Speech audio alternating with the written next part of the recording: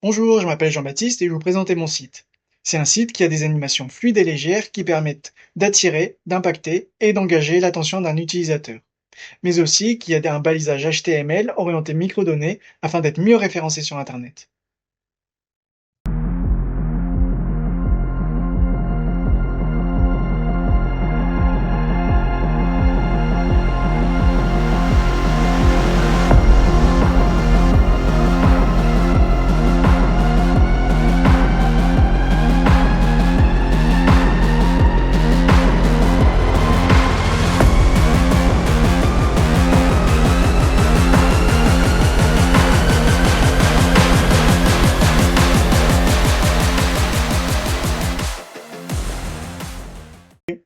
Ensuite, je voulais vous présenter mon site à travers Google Insight.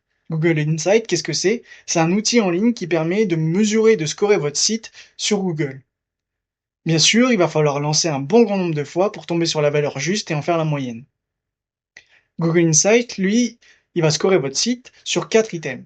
Vous voulez que votre site soit rapide, que les animations soient fluides et que votre premier contenu s'affiche rapidement, alors c'est la performance. Vous voulez que votre site suive les bonnes pratiques du web moderne, par exemple qu'il soit sécurisé et fiable à travers HTTPS, qu'il n'y ait aucune librairie obsolète et donc aucun bug, alors c'est les bonnes pratiques. Vous voulez que votre site soit accessible, que tous les utilisateurs puissent avoir accès à votre site avec un bon contraste, une bonne lisibilité, alors c'est de l'accessibilité. Et enfin, vous voulez que votre site soit bien lu, bien compris par les moteurs de recherche, par les moteurs de Google, d'indexation, alors c'est le SEO.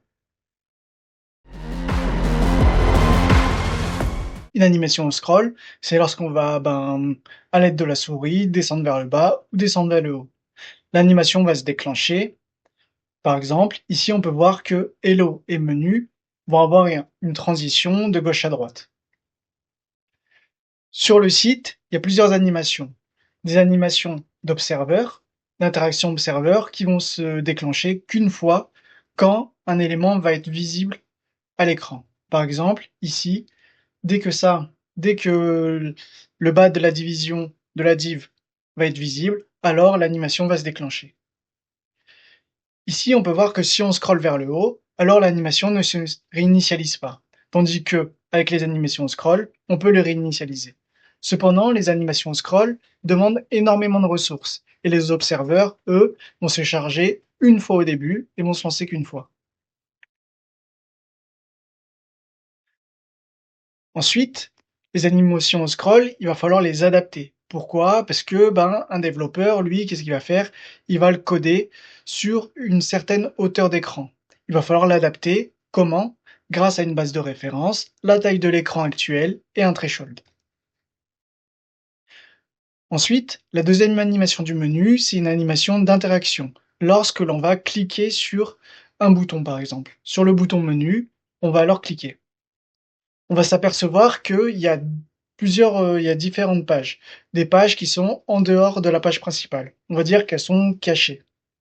Elles vont avoir alors une sorte d'animation de transition de gauche à droite. On voit que la page blanche qui était à droite, cachée, va avoir un mouvement vers la gauche et que la page noire, elle, va avoir un mouvement vers la droite. C'est la deuxième animation. Ensuite, on a une dernière animation. Une animation où on va survoler des divs, des conteneurs. En survolant les conteneurs, alors ça va changer de texte. Comment est-ce qu'on fait cela?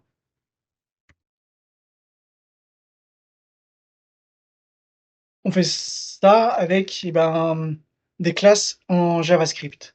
Attention, j'ai pas le meilleur code JavaScript, j'utilise pas de framework, parce que je suis plutôt orienté vers le back-end. Mais j'adore coder comme ça, et ça marche. Tout d'abord, comme on disait tout à l'heure, les animations au scroll. Ici, qu'est-ce qu'on peut voir? C'est que si tu es en dessus de 200 px, ajusté, alors tu déclenches l'animation. Si tu es en dessous, alors tu fais l'animation inverse, comme on peut voir.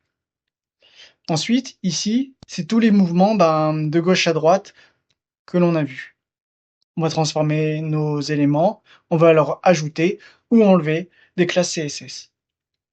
Au préalable, on a chargé nos éléments HTML qui étaient d'abord déclarés comme étant nuls, puis on a récupéré leur propriété.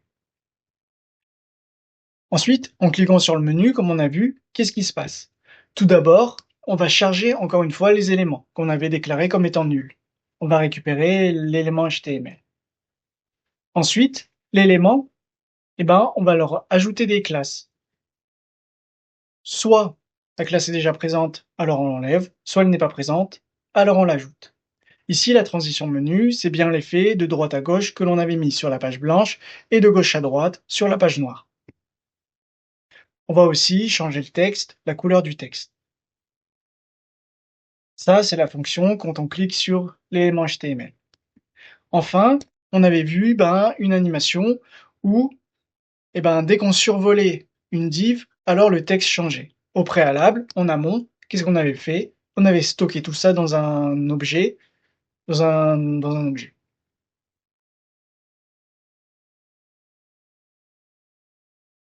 Ensuite, il y a les balises CEO. Les balises CEO, qu'est-ce qu'elles vont faire? Enfin, les balises HTML qui possèdent des microdatas. Tout d'abord, le CEO, il y a bien le header, où on va donner un titre, une description, etc. Ensuite, on a nos balises HTML. C'est très important, pourquoi? Pour que les robots puissent indexer. Il faut un titre pour savoir de quoi la page elle parle, des sous-titres et des paragraphes, mais aussi d'autres éléments.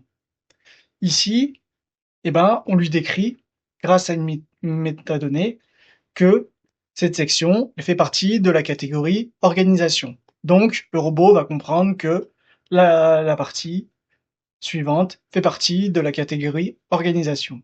Le robot peut donc aller lire que la sous-catégorie, enfin, que cette section d'organisation possède une sous-section slogan. Que ici, c'est une section qui décrit une personne et on donne son nom, son métier, ainsi de suite. Tout cela, ça aide à un meilleur référencement sur Google. Je vous remercie d'avoir regardé la vidéo et j'espère que vous avez un peu mieux compris les animations, mais aussi le balisage CEO et l'importance de Google Insight.